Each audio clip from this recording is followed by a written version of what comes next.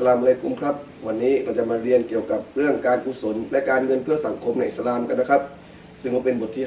5ของหรือบทสุดท้ายของคอร์ส PSU Book นะครับเรื่องความรู้เรื่องการอิสลามฉบับวัยรุ่นสร้างตัวกันนะครับหลังจากเรียนจบบทนี้ผู้เรียนจะสามารถอธิบายแนวความคิดของการกุศลในอิสลามและสามารถวิเคราะห์ผลกระทบที่จะเกิดขึ้นกับระบบเศรษฐกิจและสังคมในอิสลามการบริจาคหมายถึงการสละทรัพย์ส่วนหนึ่งเพื่อใช้จ่ายมันไปในทางที่จะได้รับความเมตตาและความโปรดปรานจากพระผู้เป็นเจ้าอย่างที่ได้กล่าวไปก่อนหน้านี้ว่าในศาสนาอิสลามมนุษย์คือตัวแทนของพระเจ้าบนหน้าแผ่นดินเมื่อพระเจ้าต้องการให้พวกเขาแบ่งปันส่วนหนึ่งของทรัพย์ให้กับผู้ที่ด้อยโอกาสหรือกลุ่มคนบางกลุ่มโดยมีเป้าหมายเพื่อช่วยเหลือผู้อื่นและสร้างความเป็นธรรมในสังคมนะครับก็เป็นหน้าที่ที่ผู้ที่นับถือศาสนาอิสลามก็จะต้องปฏิบัติตามครั้งหนึ่งนะครับท่านศาสดามุฮัมมัดนะครับเคยกล่าวว่ามือบนย่อมดีกว่ามือล่างนะฮะมือบนก็คือมือที่ให้ส่วนมือล่างก็คือมือที่รับนะครับอันนี้ก็เป็นหะดีษซอฮีฮ์ของอิหม่ามบุคอรีคำกล่าวนี้นะครับบอกเป็นนัยยะนะฮะว่าคนที่ให้จะมีความดีและความสุขมากกว่าคนที่รับนอกจากนี้การกุศลก็ยังช่วยให้ผู้ที่ทำมันมีหัวใจที่ปราศจากกิเลสนะครับโดยเฉพาะความโลภทำให้ได้รับรางวัลตอบแทนจากพระเจ้าและยังสามารถลบล้างบาปที่เคยได้ทำไว้ในอดีตเช่นเดียวกันจากการทบทวนวรรณกรรมนะครับพบว่ามีงานวิจัยที่ชี้ให้เห็นว่าผู้ที่มีความรู้ทางการอิสลามมักจะเป็นผู้ที่เห็นคุณค่าและเห็นความสำคัญของการบริจาคทานซึ่งทานในอิสลามสามารถแบ่งออกเป็น3ประเภทหลักๆนะครับดังนี้นะครับอันที่1ก็คือซากาตนะครับหรือว่าทานบังคับถือเป็นหนึ่งใน5เสาหลักของศาสนาอิสลามที่พระเจ้ากำหนดให้ผู้ที่เป็นมุสลิมจำเป็นต้องกระทำนะครับบทบัญญัติด้านซากาตถูกส่งลงมานะเพื่อกระจายความมั่งคั่งจากผู้ที่มั่งมีไปสู่ผู้ที่ขาดแคลนเพื่อที่จะลดช่องว่างระหว่างชนชั้นและขจัดความยากจนให้หมดไปในสังคมโดยศาสนานะครับได้กำหนดให้ซากาตจะต้องถูกจัดสรรไปให้กลุ่มบุคคล8กลุ่มนะครับอันนี้ก็เป็นหลักฐานจากในคัมภีร์อัลกุรอานนะครับซึ่งทั้ง8กลุ่มนี้ก็ได้แก่1ผู้ที่ยากจน2ผู้ที่ขัดสน3ผู้ที่จัดเก็บและจัดการซากาต4ผู้ที่มีใจโน้มเอียงสู่ศาสนาอิสลาม5ผู้ที่เป็นทาสหรือว่าเฉลยศึกนะครับ6ผู้ที่มีหนี้สินล้นพ้นตัว7ผู้ที่ทำงานในหนทางของอัลลอฮ์และ8ผู้เดินทางนะครับที่ประสบความยากลำบากโดยซากาตสามารถแบ่งออกเป็น2ประเภทนะครับได้แก่1ซากาตฟิตเราะห์และ2ซากาตมาลนะครับซากาตฟิตเราะห์คือซากาตที่บังคับให้ผู้ที่เป็นมุสลิมทุกคนนะครับตั้งแต่เด็กที่แรกเกิดจนถึงผู้ที่มีอายุมากนะครับต้องจ่ายมันในวันตรุษอีดินฟิตรีนะครับก็คือหลังจากการถือศีลอดนะครับในเดือนรอมฎอนโดยที่จะต้องจ่ายมันด้วยอาหารหลักของในแต่ละพื้นที่นะครับถ้าเป็นในประเทศไทยเราเนี่ยก็จะจ่ายด้วยข้าวสารนะครับโดยต้องจ่ายประมาณจำนวนนะครับประมาณน้ำหนักประมาณ 2.6 กิโลกรัมนะครับซึ่งข้าวสารเหล่านี้ก็จะถูกจัดสรรไปยังกลุ่มบุคคลทั้ง8จำพวกนะครับตามที่ผมได้กล่าวไปนะครับ2ก็คือซากาตอัลมานนะครับหรือว่าซากาตทรัพย์สินนะครับคือซากาตที่ศาสนาบังคับเฉพาะผู้ที่ครอบครองทรัพย์สินบางอย่างนะฮะครบรอบ1ปีปฏิทินอิสลามนะครับแล้วก็มีจำนวนมากกว่าเกณฑ์ที่ศาสนากำหนดซึ่งทรัพย์สินเหล่านี้ก็เช่นเงินนะครับหุ้นทองคำอินทผลัมและสินค้าคงคลังเป็นต้นซึ่งทรัพย์สินที่เราจะโฟกัสในวันนี้ก็คือเงินนะครับสำหรับเงินทุกประเภทนะครับไม่ว่าจะเป็นเงินสดเงินฝากหรือว่าเงินที่เราไปลงทุนในตลาดหุ้นเมื่อผู้ใดครอบครองครบ1ปีปฏิทินอิสลามแล้วก็มีจำนวนมากกว่าเกณฑ์ที่ซอบนะครับซึ่งเป็นเกณฑ์ที่ศาสนากำหนดจะต้องจ่ายซากาตจำนวน 2.5% ของเงินก้อนนั้นนะครับให้กับกลุ่มบุคคล8จำพวกตามที่ระบุไว้ในคัมภีร์อัลกุรอานโดยเกณฑ์ที่ซอบของเงินนั้นนะครับจะเทียบเท่ากับราคาทองคำหนัก85 กรัมหรือประมาณ 5.66 บาทนะครับยกตัวอย่างนะครับถ้าทองคำหนัก 5.66 บาทมีราคา 200,000 บาทนะฮะแล้วก็เรามีเงินที่ครอบครองครบรอบปีเนี่ยจำนวน 300,000 บาทนะครับเราก็จะต้องจ่ายซากาต 2.5% จากเงินที่ครอบครอง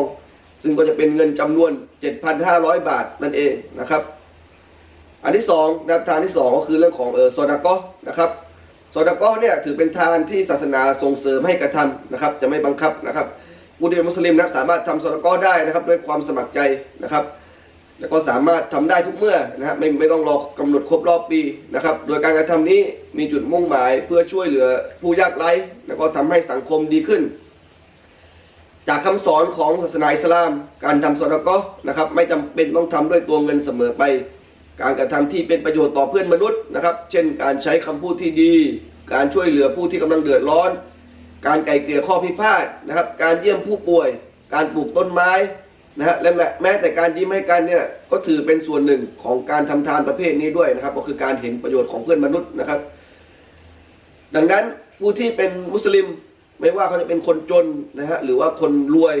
ก็สามารถทำทานประเภทนี้ได้เมื่อพวกเขาประสงค์นะครับทานประเภทที่3ก็คือวากัฟเป็นคำภาษาอาหรับนะฮะซึ่งเป็นคำภาษาอาหรับหมายถึงการบริจาคทรัพยากรเพื่อใช้ในกิจกรรมที่เป็นสาธารณประโยชน์วากัฟสามารถอยู่ในรูปแบบของที่ดินอาคารเงินหรือทรัพย์สินอื่นๆนะฮะที่เจ้าของเดิมตั้งใจจะบริจาคให้เป็นของสาธารณะยกตัวอย่างเช่นการสร้างโรงเรียนสอนศาสนานะครับการสร้างมัสยิดนะฮะการสร้างโรงพยาบาลหรือสิ่งอื่นใดที่เป็นประโยชน์ต่อชุมชนทั้งนี้วากัฟจะมีลักษณะเฉพาะ3ประการนะครับประการที่1ก็คือการโอนสิทธิ์เมื่อทรัพย์สินถูกบริจาคเป็นวากัฟจะถือว่าเจ้าของทรัพย์สินเดิมเนี่ยจะไม่ได้เป็นเจ้าของอีกต่อไปทรัพย์สินนั้นจะถูกถือครองโดยศาสนานะครับผ่านองค์กรการกุศลที่รับวากัฟไว้ประการที่2นะครับการใช้ประโยชน์ที่ยั่งยืนทรัพย์สินที่เป็นวากัฟจะถูกใช้ไปในกิจการนะครับที่จะต้องเป็นไปตามเจตนาหรือว่าการเนียดของผู้ที่วากัฟนะครับไปจนไม่มีที่สิ้นสุดประการที่3นะครับการบริหารจัดการผู้รับวากัฟมีหน้าที่จัดการทรัพย์สินวากัฟอย่างมีประสิทธิภาพเพื่อให้มั่นใจว่าทรัพย์สินนั้นบรรลุวัตถุประสงค์ของผู้ที่ตั้งใจจะวากัฟดังนั้นผู้รับวากัฟนะครับไม่มีสิทธิ์ที่จะนำทรัพย์สินวากัฟไปใช้ประโยชน์ส่วนตัวนะครับหรือกิจการอื่นใดการทำวากัฟจึงเปรียบเสมือนการสร้างจิตอาสานะครับเพื่อส่งเสริมกิจการสาธารณะที่สามารถนำไปสู่การพัฒนาชุมชนให้มีความเป็นอยู่และคุณภาพชีวิตที่ดีขึ้นอีกทั้งยังเป็นการต่อยอดผลบุญของผู้ที่บริจาคให้ยั่งยืนตามหลักการของศาสนาอิสลามจะเห็นได้ว่านะครับบทบาทของทั้ง3กุศลทานเนี่ยที่เป็นส่วนหนึ่งของบทบัญญัติในศาสนาอิสลามก็คือการเงินเพื่อสังคมนะฮะหรือว่า social finance นั่นเองนะครับซึ่ง social finance ก็เป็นระบบการเงินที่ถูกออกแบบมาเพื่อส่งเสริมความยุติธรรมและสนับสนุนการพัฒนาที่มั่นคงและยั่งยืนศาสนาอิสลามนะครับตระหนักดีว่ากลุ่มคนบางกลุ่มอาจไม่สามารถเข้าถึงระบบการเงินที่ดีนะครับได้เหมือนกับคนทั่วไปอิสลามจึงได้มอบสิทธิ์ให้แก่คนกลุ่มนี้ในการมีส่วนร่วมในทรัพย์สินบางส่วนนะครับของผู้ที่บ้างมีโดยเหตุนี้กลุ่มคนที่มีฐานะดีเนี่ยก็จะต้องแสดงความเมตตานะครับความเอื้อเฟื้อเผื่อแผ่และความรักต่อผู้ที่มีฐานะด้อยกว่าเราและแน่นอนเมื่อช่องว่างระหว่างชนชั้นได้ถูกทำให้แคบลงนะครับมันก็จะส่งผลดีต่อระบบเศรษฐกิจดังนี้1นะครับสามารถกระจายความมั่งคั่งกุศลทานในอิสลามสามารถช่วยกระจายทรัพย์สินจากคนรวยไปสู่คนจนทำให้ลดช่องว่างลดความเหลื่อมล้ำทางเศรษฐกิจซึ่งจะเป็นการสร้างความสมดุลให้เกิดขึ้นในระบบสังคม 2. การเพิ่มการบริโภคและการลงทุนเงินที่ได้รับจากซะกาตซอดาเกาะห์และวากัฟนะครับมักถูกใช้เพื่อซื้อสิ่งของที่จำเป็นหรือใช้เพื่อการลงทุนในรูปแบบต่างๆซึ่งจะช่วยกระตุ้นเศรษฐกิจและเกิดการสร้างงานในชุมชน 3. ครับการส่งเสริมการอย่างลากลึกนะครับทางการเงินหรือว่าfinancial depending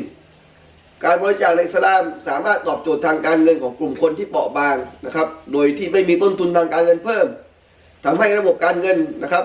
มีความเข้มแข็งมากยิ่งขึ้นสำหรับในด้านของสังคมการทำทานก็ยังสามารถช่วยให้เกิดการสร้างความสัมพันธ์นะครับในชุมชนทำให้ผู้ที่มีฐานะแตกต่างกันเกิดความร่วมมือและความเข้าใจกันมากขึ้นนอกจากนี้การกุศลในอิสลามก็สามารถช่วยส่งเสริมคุณธรรมและจริยธรรมในสังคมทำให้คนมีจิตใจที่ดีและพร้อมที่จะช่วยเหลือผู้อื่นอยู่เสมอสรุปนะครับการกุศลในอิสลามไม่เพียงแต่เป็นการปฏิบัติที่สำคัญทางศาสนาแต่ยังมีบทบาทที่สำคัญในการพัฒนาเศรษฐกิจและสังคมโดยการลดความเหลื่อมล้ำกระจายทรัพยากรและส่งเสริมความร่วมมือและความเข้าใจในชุมชนนะครับขอบคุณครับ